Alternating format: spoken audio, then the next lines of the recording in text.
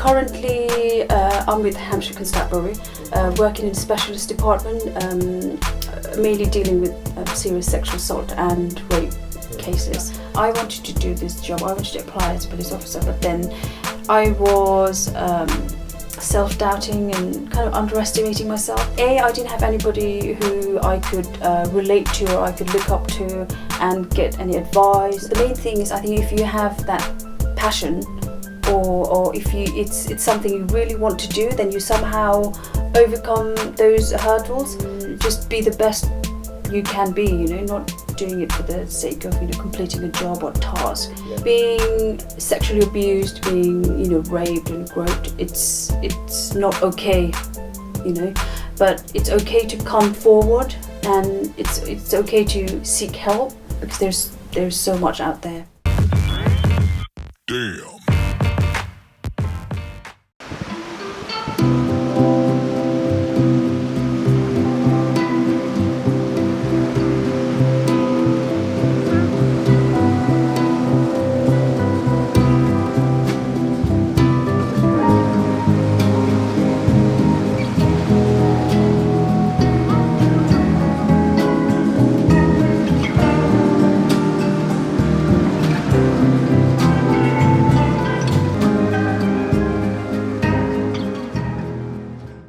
Hey, this is Dinesh from Unspire TV.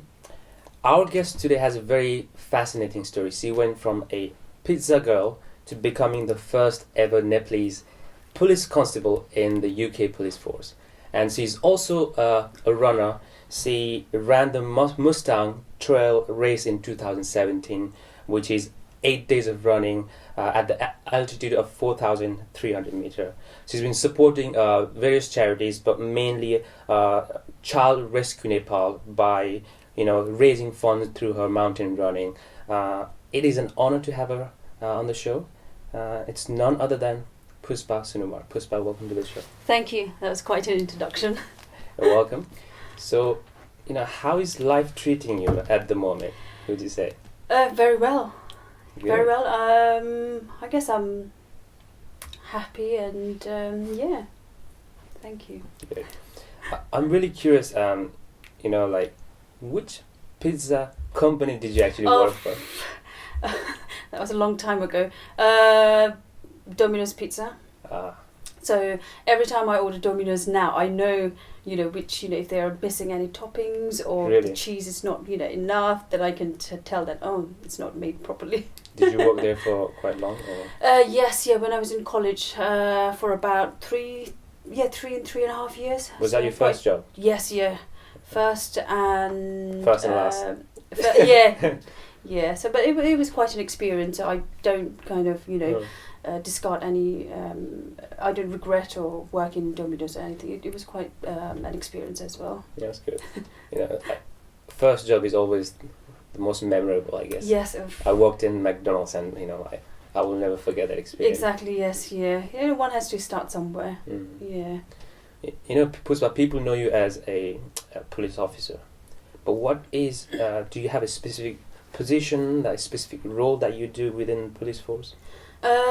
Yes, so currently I'm with Hampshire Constabulary, and I'm in investigation, which is CID, working in a specialist department, mainly dealing with serious sexual assault and rape cases. So it's a specialist role. What does CID stand for? Remind me. Crime Investigation Department or Criminal Investigation Department. We used to watch movies and series on CID, right? You can't compare the real, investigation to the series. It would be how different disappointing. Yeah, how different do you think it is? Obviously, all the dramas and series, they've kind of enhanced to make it more interesting and wow. But in real life, it's quite.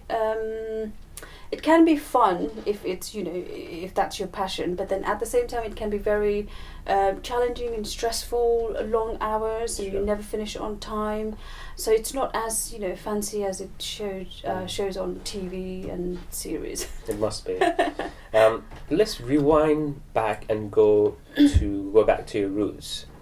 So where about in Nepal do you come from? I am from Eastern Nepal, Ramechhap and Okurdunga. There's a song Mero Pyaro Okhrodunga, I don't know if you've heard. Yeah, by Siddhi Charan Shrestha. Glad I remembered that. My parents, dad is from Ramechhap and mum's from Okhrodunga, and I was born in Ramechhap as well. So I was born and brought up in Nepal. So I finished all my schooling, and we used to have +2, which is equivalent to I think A levels. So I did all that back home. Do you have any siblings? Yeah, I do. I have 2 sisters and a brother. So tell me, how was your childhood been like?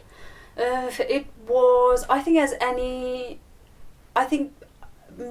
most of the military children or people, whose family or dad was in the army, I think I can relate to their childhood as in, having the absence of your father when you're growing up, and even though he was there for support and whatnot, he wasn't physically there. So. Right. So that was my childhood, as in it. I'm not saying not in a bad way that that was a sad life or anything like that, but then it was more kind of single parenting. So mum was the main kind of support and carer as we were growing up. So we didn't see our dad. We only saw him every 3 years. So I think most of the Gurkha children, I think that's their story as well. Right. But it was a good upbringing and a happy childhood, I guess. Sure. Back then, did you know, or did you have a dream that one day I'm going to become a police officer? No. No. I think this is why life is, it's so unpredictable. It doesn't go according to plan. So I had never. It's not, people have, they're sure about what they want to do. I want to become a pilot or engineer or something like that. But it wasn't my childhood dream as such. Okay. And when did you arrive in the United Kingdom? I was 17 and a half, which, I just, let's say, entered my adulthood. Right. So, I'm trying to imagine, so you're working in Domino's, and then you're making pizza, and you're like, I don't want to make pizza anymore, I want to become a police officer. Is that how we, that was sort of, the thoughts were there, but then the thoughts in the sense that I didn't want to work, continue working in Domino's Pizza for the rest of my life. And I always thought about, I need to do something, something different and something better and stable. But policing was not on the list. How did you get into it? So it was, so that the passion into policing grew a little bit later in my life, because after Domino's I worked in various other sectors as well, and one of the jobs that I did just before joining the police was working in the council, dealing with low-level crimes and antisocial behaviours, and that piqued my interest into working in the community or working together with the community, doing the projects and programs and awareness programs and things like that. And I had to work very closely with the local police officers. So that's how the interest grew later on in life. And I thought, that's maybe something I might want to try for a stable or more kind of permanent basis. So that's how I ended up in policing from the Domino's world. I guess you do one thing, and then that thing leads you to another thing. Exactly. That opens a new door for you. Exactly. Right? Yes. Yeah. One door closes, another opens. Yeah, but I think the main thing is you need to have. Well, I had that. Just thinking back, I had always that urge to do something better and different. So I think this is how I ended up in totally different sector. Yeah. So you investigate criminal activities such as sexual assault, rape, and stuff like that. It must be really difficult. Just thinking about it, like. Yes. I mean, the policing career itself is quite. I wouldn't say difficult, but challenging. And within the police force as well, obviously there are various departments, and I particularly chose to go into investigation, and mainly the specialist role that I'm currently doing, which is investigating or dealing with serious sexual assault and rape. It is challenging, but that's something I wanted to do because I was quite curious about how the investigation is carried out in this specific area. What are the help that victims get, and how is it different to the investigation in this very sector in compared to Nepal? Because obviously we've heard so many stories and things that's been happening in Nepal regarding the rape and sexual assault, and so this is why I really wanted to see the difference, and if there's anything that maybe in future that I or the policing sector could do some kind of exchange program, or in Nepal. That's something in future. Yeah. But my main drive was I was just curious as to wanting to know how they did the investigation or carried on the job. What's been the most challenging part of that particular role? The challenging part about police or just that specific role? If I go all the way back to the day one, just the thought of applying for the police, the challenging thing for me was, I think, just the thought of applying, because when you do anything for the first time, it's always challenging and exciting at the same time. Sure. And that was, for me, that was the challenging part, just to go ahead and apply for the job, because I didn't have anybody who I could relate to or I could look up to and get any advice or anything like that. Yeah. And so that was a little bit, I was, that was challenging itself, because not knowing, what I'm entering into, that kind of thing. And secondly was just, I'd never been through such a vigorous, interview process in my life, and it indeed was very. It was difficult, but I think with the right preparation, it was fine. And moving on to the investigation now in the specialist role,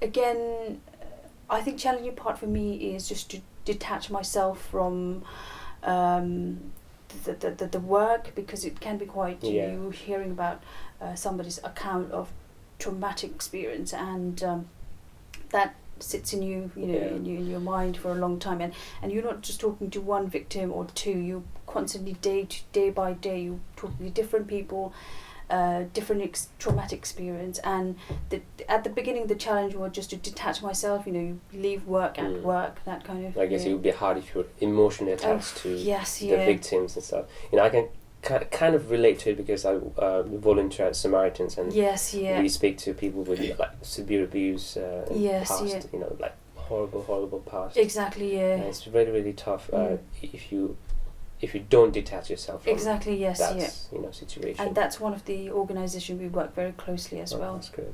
Yeah. You first of all, I want to commend you on having that courage to actually go into the police force, being the first ever Nepalese woman to do so. How did you overcome? Obviously, there must be some obstacles and barriers to there. How did you overcome all that?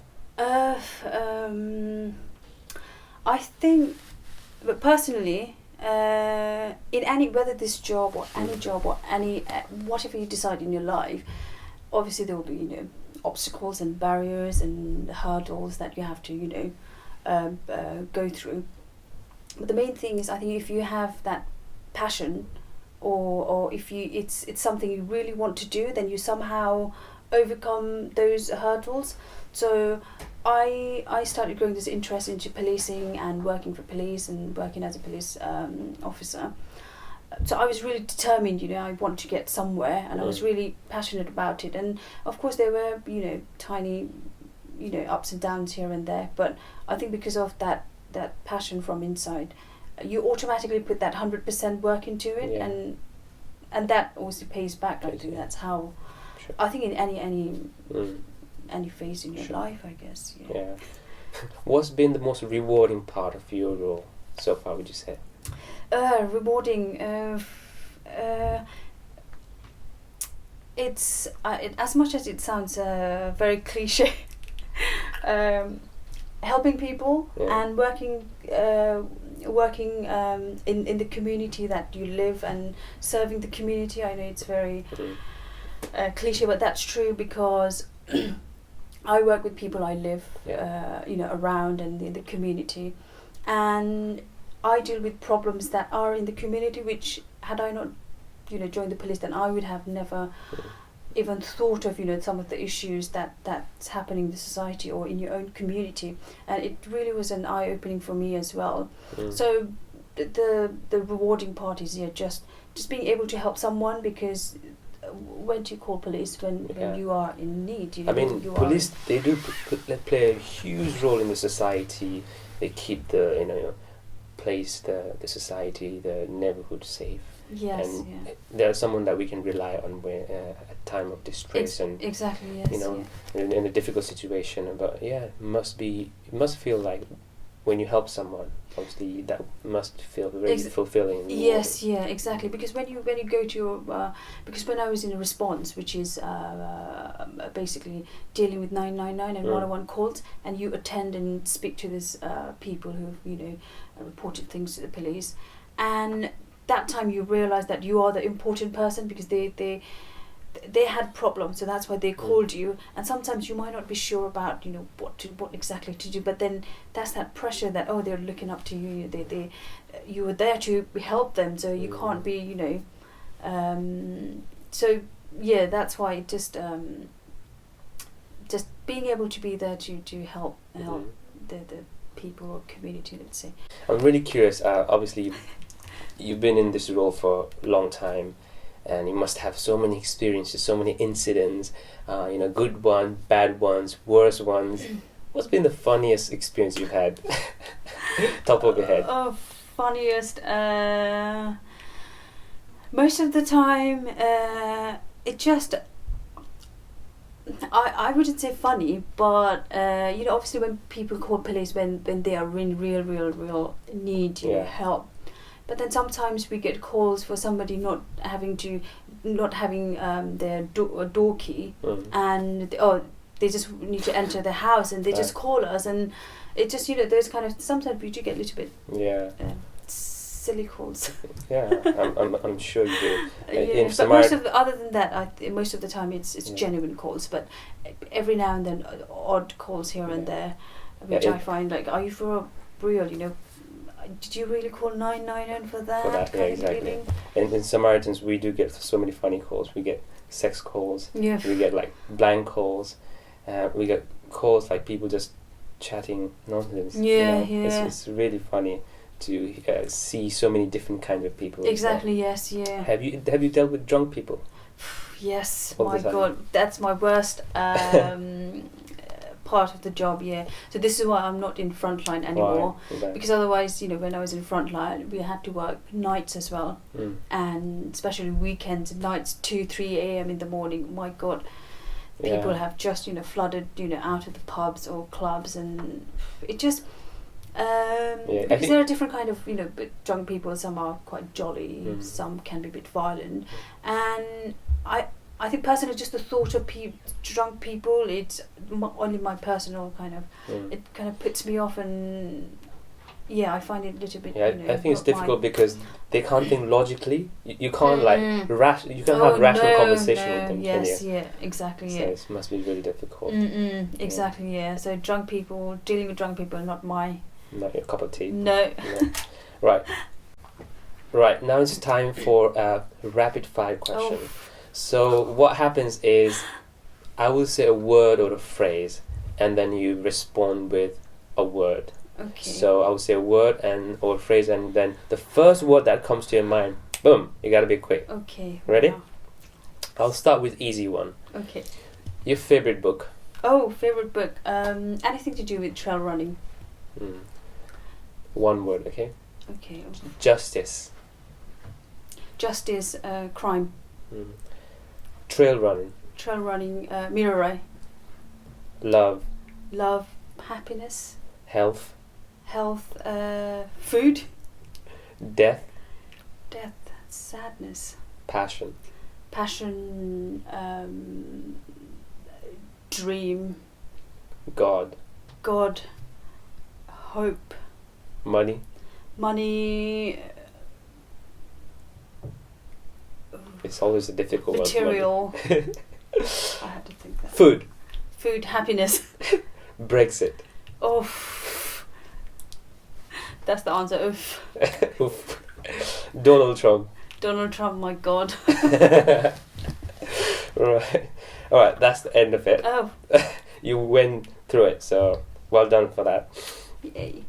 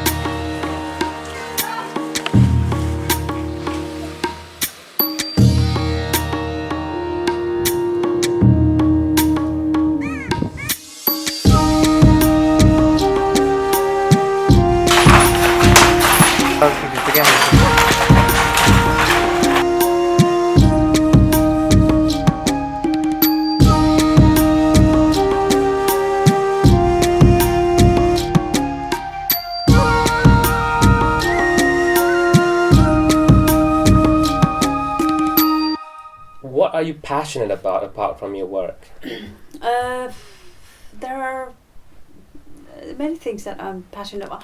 I was a problem. I was going to say my problem is, but if I can be, passionate about anything, I keep changing. I hate. I easily get bored. Yeah. So I keep changing. When you talk about hobbies as well, I keep changing from one to another, because I just want something new. Trying something new. So at the moment, I would say my passion is rock climbing and trail running. So that's been my passion at the moment. Yeah. But prior to that, it was other things. But mainly it's to do with sports and outdoor activities. I see a lot of your Insta stories about rock climbing. Yes. Have you been doing this for long?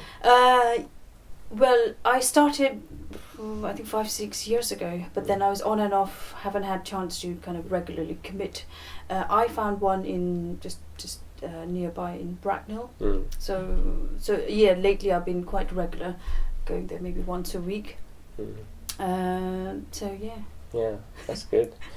One of your passion is, as you just said, trail running or mountain running, and I think you've been doing this for a long time as well. Yes, few years. I wouldn't say right. a long time.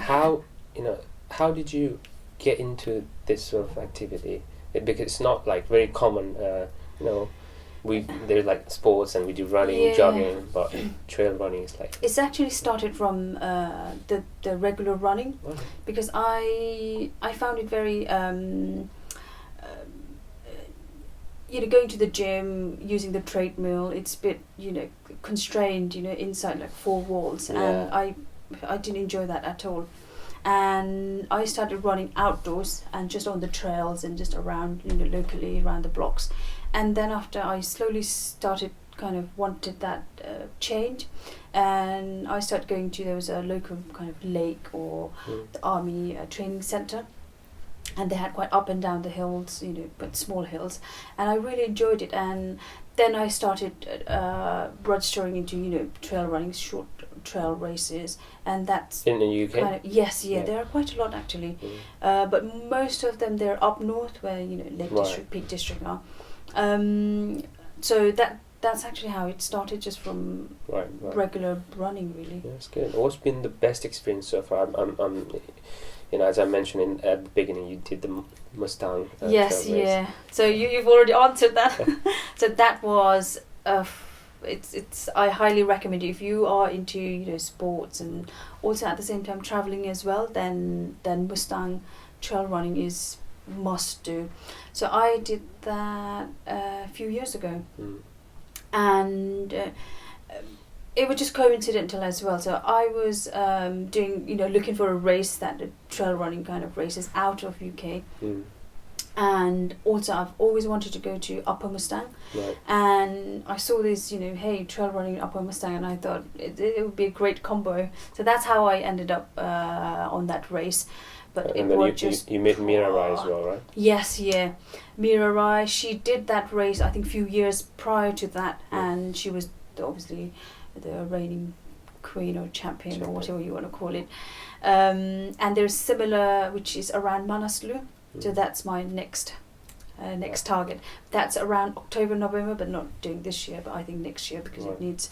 Because from my Mustang trail running, it was fun. It was just amazing experience, but at the same time, it was a lesson for me as well, because I wasn't 100% prepared. Let's say I was just excited. Hey, let's go kind of thing. And it was 8 days running, and I realized that I should have really better prepared. Yeah. Because I started that, I started to feel that, the struggle. And that kind of took away that fun side of it, but I was still enjoying it. But then I thought, next time if I do a similar kind of race, especially that Manaslu one, then I'm definitely going to be prepared or trained for it. Definitely. So yeah. I mean, how long is it again? I think it was just under 200 kilometers, but then over 8 days though. Wow. So you would be running about 5 to 6 hours a day. Wow. Because the distance is quite short, it's 15 or 25 kilometers, but then because of the ascent and descent, it adds that hour. No wonder why you look so strong and fit. Well, that must be the secret now. Yes, must be the secret of your... That you can't just turn up and do the Mustang trail, it would just kill you and put off. Yeah, I've done half marathon, and that was challenging. Challenging. I think with anything though, if you prepare, then it's fun and easy and it's enjoyable, isn't it? Even 5K can be really, like a marathon if you don't prepare. Yeah. But but I don't think I can do marathons though. It's a bit, it's a bit boring, like monotone. Yeah, exactly. Yes, I can imagine. You should definitely try trail running. I will. So like there are so many charities out there, especially in Nepal as well. Yes, yeah. Why did you decide to choose that particular one, the Child Rescue Nepal? Yeah. So I had been working with Child Rescue Nepal for a long time. It wasn't Child Rescue Nepal when I started. It was something else. It was called Esther Benjamin Trust, and I think later on it changed their name and changed the the admin team and everyone. The reason why I went for that is so they work with children. The main aim is to rescue children from whether Nepal or it started from rescue from Indian circuses, but then now it has started rescuing people from some of the restaurants and the lodges and those kind of places where child labour and children are working. So my what was really the attraction was, it's not about the rescue, but then the after work. So they work with reuniting with their family, the counselling side of the things, sending them to the school. So it's not rescue the children, job done. Yeah, that the hardest bit is after exactly that, right? Yeah, because they try to reunite with their families, and they didn't want the children because they had actually sent their kids away, voluntarily, because obviously poverty and whatnot. So it's very hard to reunite as well, even though. And so this is why there was a rehabilitation for the families as well. So finding out the root cause why the families were sending their kids away, and finding that root cause, helping the family as well, so that they are reunited together, and just basically stopping, putting an end to sending, kids away to work in, very risky environment, circuses, restaurants, and a brick factory, those kind of places. Yeah, it's really sad, isn't it? Just the child labor, the kidnapping, the slavery and stuff. And it's still very occurring incidents in Nepal, which is sad. Yeah. Really. What has been the best advice you received so far? Best advice. Or if you can't think of one, is there like a quotation or quote that really impacted you? Well, I think I can just relate to something that my parents, especially my dad, used to, tell us all the time when we're growing up, just to become the best version of ourselves, not literally that sentence, but then he used to always push ourselves, you need to do better than today, that kind of thing. So I think that has always kind of struck in my mind and helped me, push every day. So if there's someone who wants to join police force, especially the ladies, what sort of advice or word of encouragement would you give them? From my personal experience, I would say that don't underestimate yourself. Just go for it. And obviously you need to have that passion as well. You can't just, somebody's interested in medical side of the thing and, applying for something else just for the sake of a job or work. That would never work. Obviously you need to have the passion, and at the same time just go for it. Because in my case that was the similar situation as well. I wanted to do this job. I wanted to apply as a police officer, but then I was self-doubting and kind of underestimating myself, thinking that there's not Nepalese people, mainly Nepalese female. So is it even my remit? Is it even something I can do? So I was self-doubting myself, but then I thought, maybe this is why we don't have that many Nepalese people or Nepalese female in the force, because of the self-doubt and underestimating themselves, and just go for it. Just a lack of confidence in the belief. Exactly. Yeah. So the next question is a two-part question. You can choose to answer both or just one. What kind of impact would you want to make in the world, and what do you want to be remembered as when you transition? This is very it's a difficult question. Good question, but then at the same time it's very serious. I think people need to bear that in mind.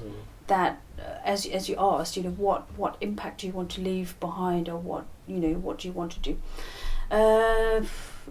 I've always, whatever job I've done, or whatever careers that I have been through so far, I've always thought that just leave, what do you call, commit 100%, do the job properly, and just be the best you can be, not doing it for the sake of completing a job or task, but then wherever you go, whatever you do, just give your best, so that people remember you as